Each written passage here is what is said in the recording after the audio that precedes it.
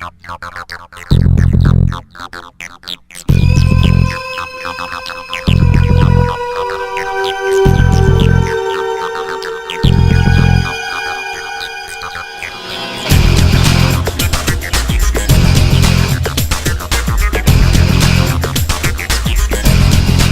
there traders, welcome back for episode 26 from the StockBandit.tv. I'm sure glad that you're here, and I hope that your weekend's been a good one. Now, as is always the case here before a brand new week of trading, we're going to take a look at the major averages and see what's taking place in the big picture, because that's what matters most. That's what most stocks are going to take their cues from. So as we take a look at the major averages, I'm going to show you kind of where we stand right now and where we may possibly go to in some cases.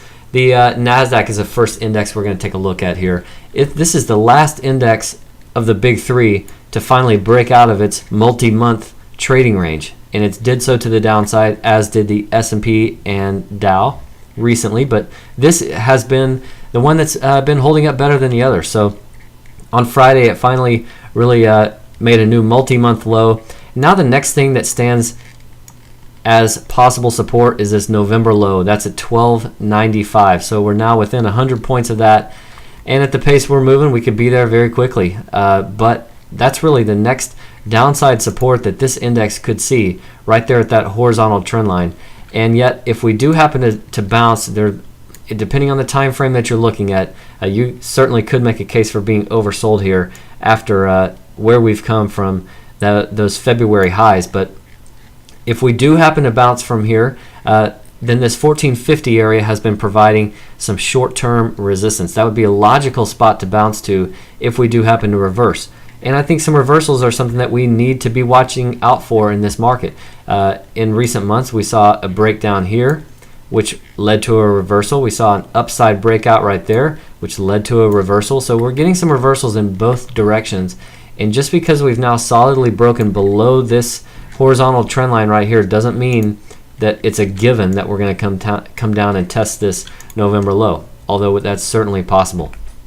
For the S&P 500, we are now making new multi-year lows, and we did so on Friday with a good solid break of that 741 November low, and we did so on big volume too. So that's got to be pretty disheartening for the bulls out there, but nonetheless something to be watching out for, and that means that the path of least resistance is down, but we have come a very long way in a short amount of time. So once again, a bounce is certainly possible, but just not something to be banking on here just yet. If we do bounce, I'm going to be watching last week's overhead resistance. That's around the 780 level. So if we do turn around and start to rally a little bit, that would be a logical spot to carry to.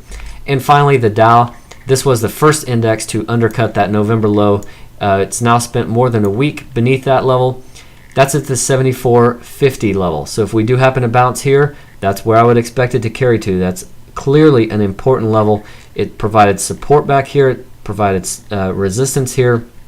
But on Friday, here again, new multi-year lows, hitting levels not seen since the late 90s. And we did it on big volume, and that really is disappointment for those who are hoping to see higher prices. But that's why we trade. That's why you and I look to time the short-term price action, because we don't want to have to require the market to move higher over time. So really anything is possible here on the downside. The 7,000 area is kind of a psychological level. Most of these round numbers at 8,000, 9,000, you'll find the market tends to gravitate to those levels, but then once we're through them, certainly all bets are off. So thanks for joining me for this episode as usual. I will be back with more videos soon, but until then, trade like a bandit.